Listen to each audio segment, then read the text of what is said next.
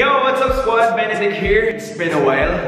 Alam ko nagtataka kayo. This is not an ad, guys. Maganda lang talaga yung background natin sa bahay. Anyway, I really just want to check up on everyone. Kamusta kayong lahat? I hope you're okay. I know I've been doing a lot of crazy sabaw videos lately. Of course, with my vlog buddies. And sobrang nag-enjoy kami so far with all the contents that we came up. Actually, nag-discuss kami one time. We really can't believe that at some point or in some ways, we were able to, bring joy to a lot of people. Kasi naman guys, deserve naman talaga natin to laugh or to smile from time to time, di ba? I know life can be really toxic, but I hope a lot of people would have the courage to find happiness in every little things that they do or in all the situations that you're in. Anyway, setting all the entertainment aside, I wanted to talk about something more serious. I wanted to talk about my insecurities as a person and how I've been trying to overcome them and how I was able to overcome some. You heard it right. Hindi lang ikaw ang may insecurity. Lahat ng normal na tao may insecurity. At syempre, kasama na ako dun. But first, i-define natin kung ano ba ang insecurity. According to the dictionary, insecurity is the uncertainty or the anxiety about oneself.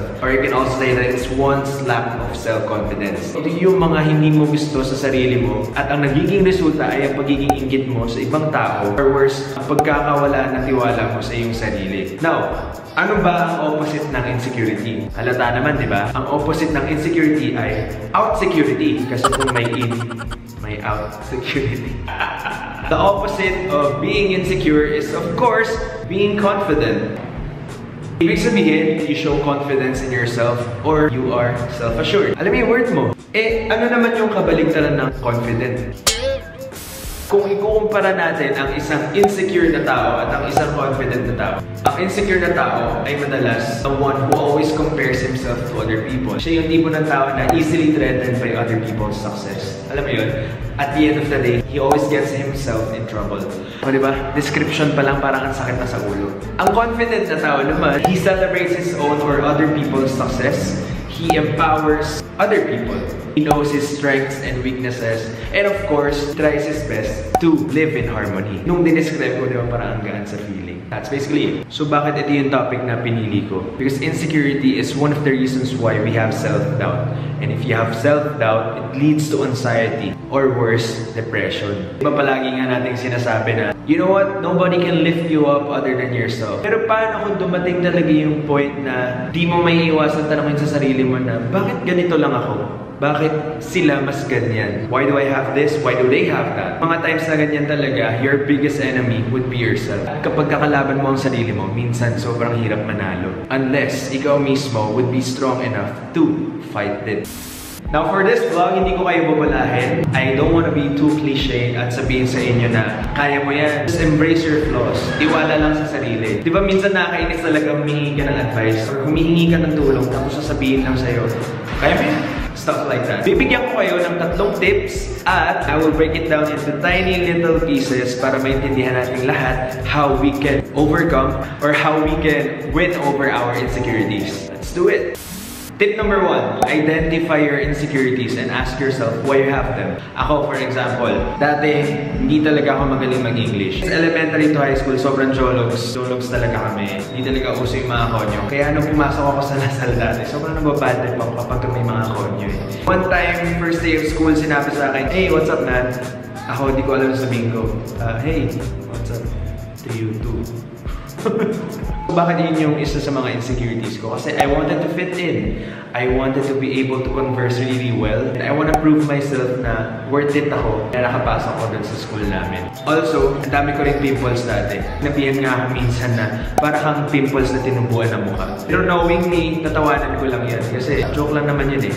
But at the end of the day, nakakawala talaga ng confidence sa sarili. Tapos may iba na sobrang wala namang ginagawa sa skin nila. Naturally, makinis. Alam mo yun? Nagkaroon pa nga ng phase na after school, uwi na ako agad kasi ayoko magpakita sa mga tao. It was that bad. Hindi ko alam kung mahanap ko yung picture, pero kung titignan mo, ito yung dati kong picture. Ito yung dati kong mukha. Puro pimples. Ano pa ba? Ayun, yung height ko din. I mean, do I have to explain? My teeth. My teeth. Di ba na-mention niyo yan dati sa vlog ko? Sobrang pangit talaga. At tinatawag nila ako dati na 1 seat apart. Kasi yung ngipin ko, di ba? Parang castle. Actually, isa-share ko sa inyo. 4th year high school, nag-start ako mag-braces. It lasted for a year. So, yun din yung actual year that I started to smile in front of a camera. My entire childhood, ang smile ko lang lagi sa camera. Ganyan lang. And I didn't know how to smile for my grad pic. Even up to now, marami akong insecurities. Like, kahit anong gawin ko, gusto kong magpalaman, gusto kong magpabatak. Pero mawala talaga siya. Kailangan kumain ako ng kumain. Ayun ang sasabihin ng ibang tao na, alam mo, mas mahirap yung sa amin kasi we wanted to lose fat and all.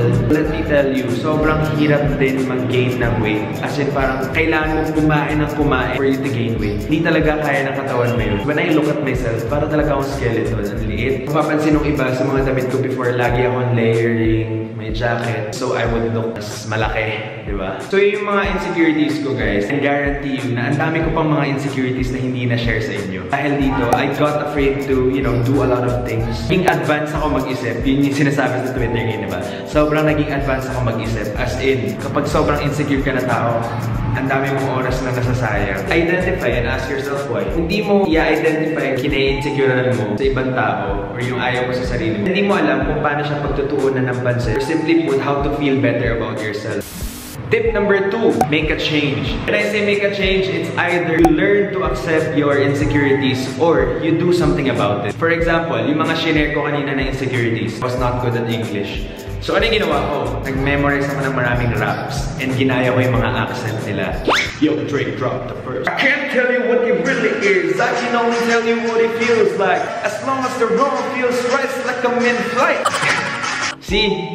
Tinutuloy ko pa rin mag-rap kahit feeling ko ang pangit ng accent ko just to learn how to get better at pronouncing words or basically speaking English. Another one that I did was lahat ng pinapanood ko na series, tinitignan ko yung subtitle at ginagaya ko yung mga dialogues. Sa pimples ko naman, sobrang dami ko talagang na-try ng mga products. Lahat na nani-recommend sa akin na alam mo, try mo yan, mawawala yung pimples mo. Ginawa ko na. First time of my life. So what did I do? I consulted a doctor. Doon ko lang nalaman na I really had a worst case of acne vulgaris. So, nag-take ako ng oral medicine and inolek ko din yung mga habits na, you know, touching my face. Something like that. Yung me not being tall, ayun, tinanggap ko na yun ngayon.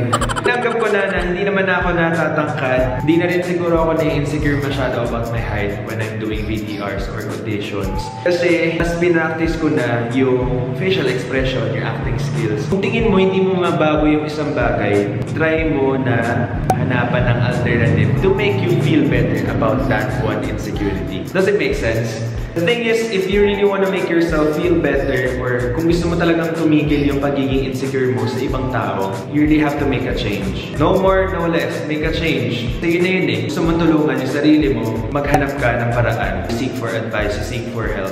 Pag finifeed mo ng finifeed yung insecurities mo, lalong lalala yung sarili mo at lalo mong i-hate yung ibang tao as well. The things that you put in your head, they all came from you. Solusyonan mo siya habang maaga pa. Solusyonan mo siya nang walang natatapakan na ibang tao. That's how you make a change.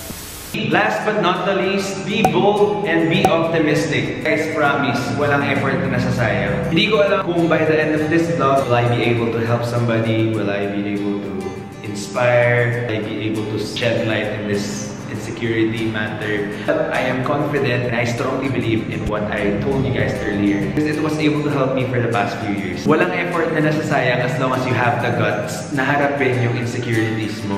Even accepting your flaws takes a lot of courage, I tell you that. Know your worth to the point na matututo kang mahalin yung sarili mo. I don't want to be cheesy, pero yun talaga yung message. You learn how to love yourself hard. Pero hindi yung tipong magiging self-centered ka na. May mga bagay na hindi mo kayang baguhin and it's okay because ito ka ngayon at ito pa yung mga kaya mong gawin. It's all in the mindset. Paulit-ulit ko sinasabi even in my previous vlogs. Yun lang guys. If you like the video, ambag ka ng thumbs up. If there's anything else that you want me to talk about, just let me know and I'll try kung kaya ko. I would also appreciate if you guys share with me kung ano yung mga insecurities nyo for the past few years and how you were able to overcome them. Comment it down below. Titan! Nadarating I'm confident. I will, if minsan hindi talaga kaya na, because when I look at myself,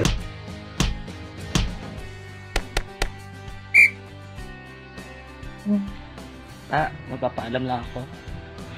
Gusto ko na sumama sa swimming namin na overnight ng mga classmate ko. Kasi doon ako masaya. Kung di mo ako papayagan, okay lang. Pero kung mapayagan mo,